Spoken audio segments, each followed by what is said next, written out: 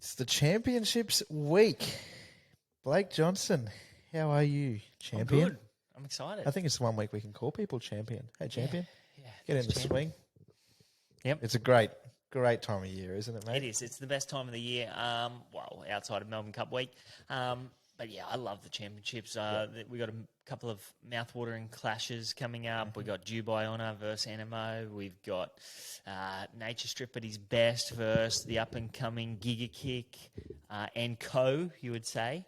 Yeah, I don't think it's just Nature Strip versus Giga Kick. It might be the reigning champ versus the rest, really. Yeah, that's right. Yep. In secret. What's he going for, 4 in a row? Is it 4 in a row? Yeah. Jeez, he's a good horse.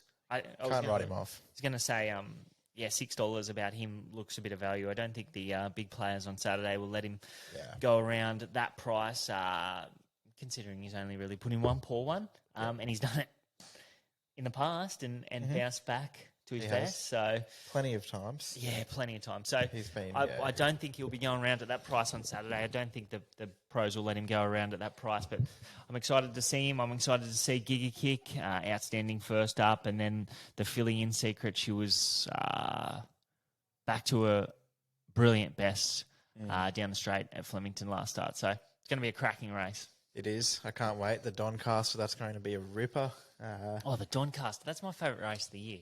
Yeah. Handicap miles. Yep. I haven't got one yet. I haven't sat down and had a look at the race, but obviously Fangirl's going to be hard to beat coming through all that NMO form, this preparation, getting back to handicap conditions. Chris Waller elected to miss a Coolmore Classic to go to a Doncaster, and it might pay dividends for him. Yep. Mr. Brightside, the reigning champ, on the back of an All-Star Mile win. We've got the 3-year-olds, Communist, Lindemann, maybe Osipenko. Yeah, well, I'm excited to get into the form because that All-Star Mile form usually stands up in this race, and it's already stood up. We saw Cascadian winning the Australian Cup, and how good was he, by the way? He was got super. back. Great ride. Yep. He's Ben Melham. Benny Melham. I don't think we've seen the best of him yet. I think the last 12 months, he's really started to come into his own. Yeah, well, he's rode Cascadian twice, and he's gave him 2 pearlers, and on Saturday he weaved a passage. He saved a bit of ground, and when the horse saw daylight, he exploded. Yeah, it was really the big good. baldy face. It was good to see him. I think that might be his third Group 1. Yeah. He's won an all-age stakes. He's won a Doncaster, Yep. and now he's won a Group 1 over a mile and a quarter. So, very good horse, and I think there's probably more to come for him. I don't know whether they want to run into NMO anytime soon, but this might be the last we'll see of NMO. So. Yeah, I think the talk, it sounds like he might go back to 1400, back to the all-age stakes and try and defend his title there. And I've noticed he's been whacked in at the top of the market for the Doomben Cup in the pre-noms market. So whether or not there's whispers that he might come to Queensland, the Godolphin team, they always bring a good team up here. So He'd be very hard to beat in a race no like that. Incentivize. Zaki, we don't know where he is. And then you've got the Q22 as well. So. Yeah, and you've got the Hollandale, which they've bumped up. And I think there's some sort of prize money bonus if you win 2 of those 3. So, mad not to have a crack. Mate, the strategy on the weekend, it was close to a proper fill-up. I think you had a place all up with most of them in there and got nutted out of one of them. Yeah, it was it was a good day. But your best bet. The best bet saluted, Zayrek, so it's always handy when that happens. He did a terrific job, actually. I was looking at the race before. It was a really slowly run race. So for him to come, they rode him quiet, which wasn't expected from me. I thought that he'd go forward. Yeah. I think most people thought that he'd go forward, but he didn't.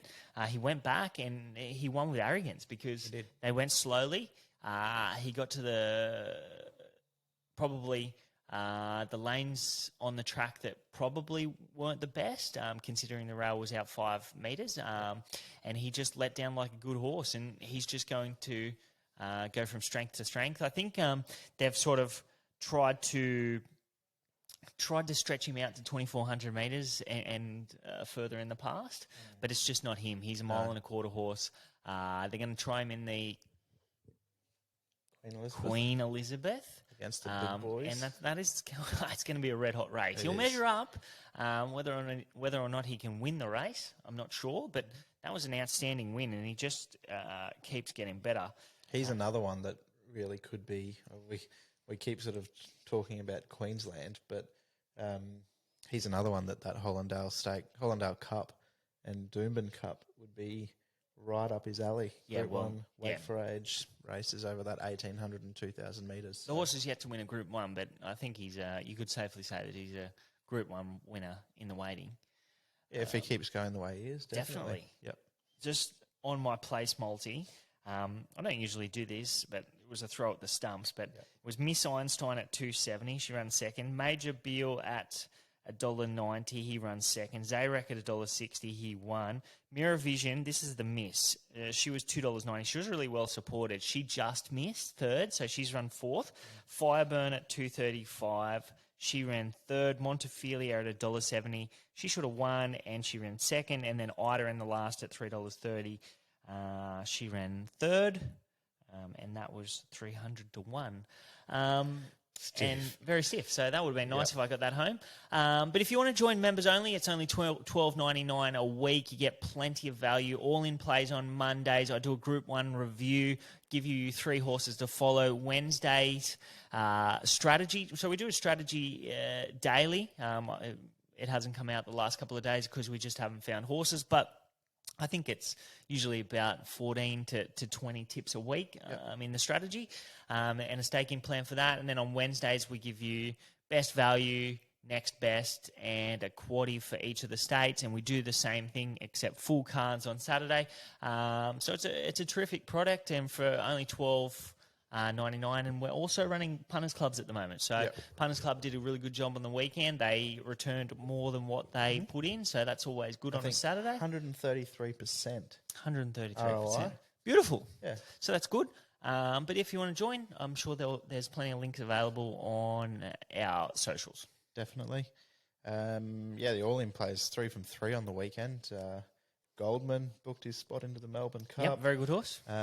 What else was there? Goldman. Zayrek was one of them. Zayrek at $5, so we doubled up on Zayrek. And then $3 shot somewhere. The other one was Prowess. Yes, she was really well supported. She was the tabs lay of the day, but well supported. I think she started about $2.30, but why don't we talk about that? I was going to say, let's get into the Group 1 review. So the first of the 2 in Sydney on the weekend was the Vinery Stud Stakes, 2,000 metres for the 3-year-old fillies.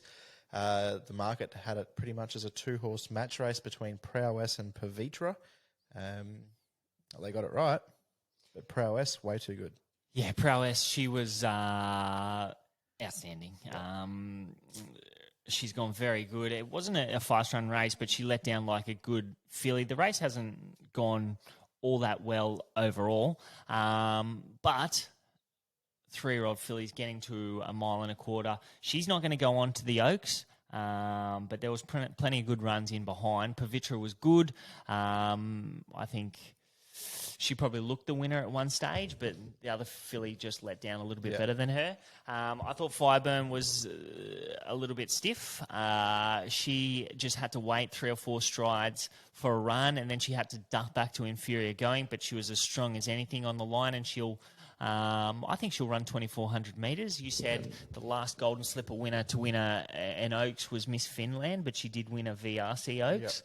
It'd be a great training effort, and it'd be good for this girl to get back in the winner's circle.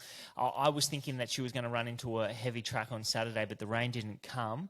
But I still thought she was really good, and it indicates that she is back on track. Yeah, I think she was.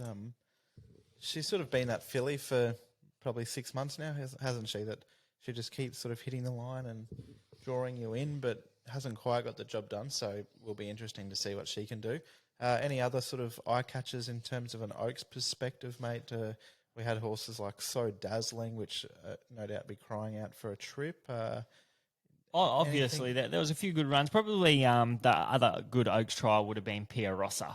But I'm not sure. They announced that the winner of the New Zealand Oaks will be here. The name escapes me, but Yeah, I'll find out what that was. But yeah, it's coming. And then you've got the filly from Melbourne, Queen Air, who I think she was dominant the other week Yeah, she at was. Moonee Valley. She went forward, and is she going to Sydney? Is she? I would suspect that she'll be there. Yeah. I couldn't confirm it, but yeah, I'd think that she will be there. Penny Wecker. That's the one. Penny the Wecker. Oaks winner. Yep. So I don't know if she's a length or she don't have to be a length or two off Prowess. prowess to be How about the more than How competitive. about the P's? Prowess, Lots of P's. Penny Wecker, Pavitra, Polygon, Pierosa. Pierosa. Yeah, lots of P's. Lots of P's. Interesting. Something in the water there. We move on to the second Group 1, which was the Tancred Stakes, 2,400 metres, weight for age, taken out by good friend of the show, Rachel King. Good on you, Rach. Arapaho, Bjorn Baker, too good for them. Yeah, I think that Maybe was... not too good. It won the race, but Montefilia probably should have been the winner. Yeah, I think that was only Bjorn's third Group 1 winner. On Is his that own? correct? Yeah. Okay. Yeah, well I done. think he might have won, I think it was 17 or something. Okay, with his maybe dad. that's why I was surprised that it was only his third Group Yeah. 1 winner. But this horse has gone from strength to strength. I think last preparation he had 15 runs into the Melbourne Cup or something like that. He was winning in Benchmark Company. He was getting beat in Benchmark Company. Ran well in the Melbourne Cup. And now he's come out and he's a Group 1 weight for age winner. And he was given a perfect ride by Rachel King. So well done to Connections there. Montefilia, she was stiff. She was going to travel right into the race. She just ran into a soft patch on the track. Dylan Gibbons thought she broke down. Then she picked herself back up and she was really strong on the line. But that obviously cost her the race. King Frankel did a terrific job at weight for age. Yeah. He was off early. He stuck on well. That's going to set him up really well for a Sydney Cup. Vaughan de Glaire was good. I saw that he was doing his best work on the line, and then you got a horse like Cleveland who was also really good, and Kieran McAvoy was very positive about his chances. I think he drops to like 51.5 in the Sydney Cup. So I wouldn't be surprised if the Sydney Cup winner comes out of this race. Probably the horse that I want to take out of it would be King Frankel. I just love the fact that he made that long sustained run. He was able to stick on, gets to 3,200 metres. He drops to like 51.5 as well. So he's the horse that I'd probably be interested in at this stage. But I haven't had a good look into the race, and there are a few good runs in that race. You haven't had a good look into it yet, but on face value, the Melbourne Cup winner, he was an early favourite for the race, Gold Trip. What did you make of his run? It's probably maybe just hasn't come back quite as well as we were all expecting after that really eye-catching first up run in Melbourne. I'm not sure. Not sure what to make of him. Maybe he's looking for a wet track. Yep. His best has been on rain-affected ground. So yet to make a decision on him whether he's come back or not. His first up run indicated that he's back better than ever, and then he's put in two probably that are a little bit below that performance. So let's assess him when he's on a rain-affected track. Beautiful. Any other horses out of that race that you could make a case for going forward? I guess a lot of them probably have come to the end of their road, really, haven't they? If they're not pushing on to a Sydney Cup, there aren't many more options. I think Montefilia will go back to the Queen Elizabeth pending how she's 1 out of 5 lame, so I think she's got to pass a vet check to push on, but hearing that she'll go to the Queen Elizabeth. Yeah, she'll be back to the Queen Elizabeth. I'm not sure that she can turn the tables on Dubai Honour, but she was really good, and in races like that, of course, she's going to be hard to beat. I probably thought that she would be a better chance in the Sydney Cup. I know that she did fail in that Melbourne Cup last year, but I'm not sure. I wouldn't. Maybe she doesn't stay 2 mile, but David Payne's a better judge than me. Out of the meeting, there's a couple of horses that I want to follow. Very sneaky runs. I thought Lord Ardmore in the 9th race, that was the Doncaster Prelude. He drew wide. He went back to last, and he really warmed up late. He had the best last 8 and 600 metres of the meeting. So getting up in trip, I'd expect him to be over 1.25 miles next start, and the market might miss him. Brutality, he's a horse that had to go back to last. He's going to be better suited over further. Rain-affected tracks are right up his alley, but he warmed up over that last 400 metres. He had the best last 4 and 200 metres of the day, so we can be following him. And another one who drew wide and had to go back was a Tissue. I thought she was outstanding. Her best work was really late. She had the second best last 4 and 200 metres of the day. And I know that she was really well backed in a race in Melbourne last preparation against the mares. So getting up in trip... is going to be ideal for her. Anything against the mares is going to be ideal, and she can be winning a nice race this preparation. If you had a Tissue, what do you prioritise in terms of sticking against mares or going out to 2,000 metres and tackling the older horses? You've got obviously you've got the Queen of the Turf in a fortnight or 3. It'll be 3 weeks from that run. No, it's day 2 of the championships, isn't it? The Queen of the Turf. Yeah, I think that they'll go to the Queen of Turf. Yeah. You'd expect them. They want to get some Group 1 on her CV, you'd think. Then in terms of you've only really got one more chance at a Group 1 this season, which is the Tats Tiara, 1,400 at Eagle Farm. Do you go there, stay at the 7 furlongs? Well, she might be a Doomben Cup horse. Or that's what I was going to say. Or is Who she knows? a Doomben Cup? But I think they'll definitely tackle that Queen of the Turf at this stage, and then probably reassess from there. But 1,400 metres might be short of her best. Yep. I think Queen of the Turf's 1,500 metres. Yeah.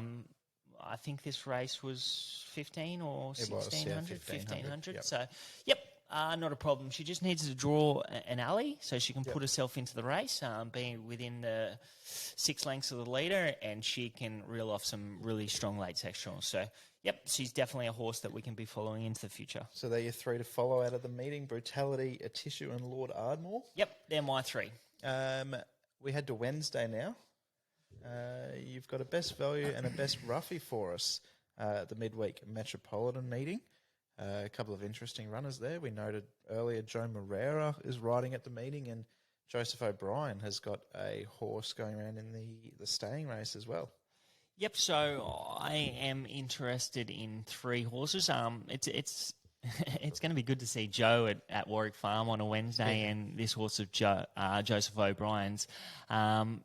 Don't know too much about it, so I will be leaving that race alone. And the horse just might be too good for them. The second race, I want to go to the second race. I want to have something on the top weight Boyfriend. How good was he first up? I thought he was outstanding. Yeah. He closed really well. He had the best last 400 metres of the day. He just got too far back. He gets out to 1,300 metres. There's potential that we're going to be on a heavy surface. His career best effort behind Sir Jardin in the Todman was on a heavy surface. So I think he can improve sharply second up. The draw is a little bit awkward. I'd like to see Josh be a little bit aggressive from the draw and trying to find a spot with him. But I thought his first up run was outstanding. He was hard in the market, and he can be really hard to beat. My roughie was in the 6th race, I think. No, the 7th race. I probably should have had these written down, Nick. Race 7, number 5, Custodian. Can you tell me what price this horse is, Nick? It's been a bit of a trim up here where I'm looking. It's 20s into $13. Okay, yeah. Well, I think $13 is still a fair price. I really liked what he did first up. He was 130 days between runs. He'd only had one 900-metre trial. Hypothetical's been really heavily supported since, and I think she ran 3rd, or she might have been black type placed. 3rd or 2nd in a black type race on a Saturday. So the race has gone out at an even clip. He went forward. He loomed to beat her. I think he probably put his head in front of her, and he just peaked on his effort. So he had a big drop-off over that last furlong. He can strip much fitter for that effort. He draws 2 here. Preble sticks. He'll go forward, put himself into the race, and all he has to do is improve slightly on what he did first up, and he's right in the finish. So I'm happy to take that $13 double figures about him. He's going to be hard to beat. Really nicely bred horse too. He's a half brother to Group 1 winner Profondo. So gets the 1,100 now. Perfect. Yep. And then I want to go to the 5th race. When I was doing the form for this, I was going to making this my value. You got to mark it up for race 5. Number 10, Myoshi. We didn't have a market up before. No, not where I'm looking just yet. But this is a horse that's got form around Aft Cabin. Yeah, so that's what I did notice that. Did it beat Aft Cabin, actually? It did. It did, on a heavy track at Warwick Farm. So we're going to get similar circumstances on Wednesday. $13 with the tab. Oh, okay. We're going to definitely be taking. We're definitely going to be taking that. I think the form around her is really good. So, recommendation first up has come out and won, and then she warmed up late behind Sandstock. Second up, Sandstock's come out and won again, and then last start she went back from a wide alley. Behind Louvois. Louvois come out and won again. So she's just been drawing poorly. Her last three, actually, all races this preparation, and she's had to go back, but she's hit the line really nicely. As we said before, she's got that win over Aft Cabin, and then she was tried in Group 2 company behind Zoo Gotcha last preparation. So she's got the class. She draws 5. I think she said it was much closer to the lead speed, and I reckon she can give the race a shake at good odds. Plenty of really good form that you talk about there, like through the likes of Recommendation. I think he must have got scratched from that $500,000 straight race on Saturday, but prior to that, he won back-to-back races, Recommendation in Melbourne. So, and then a couple of subsequent winners. Yeah, I think she's going really well. She's hitting the line nicely, but she's just been getting too far back. If from the low draw she can settle 1 or 2 pairs closer, at $13 she's going to be right in the finish. Beautiful, mate. Much else to weigh in on? Do we have anything to weigh in on? The all-in markets from the weekend. Yeah. You have any? What did we put out on the page from Zam? Opal Ridge. Opal Ridge. She was outstanding. She was. Winning first up. Yep. In fast time. Correct. Very good.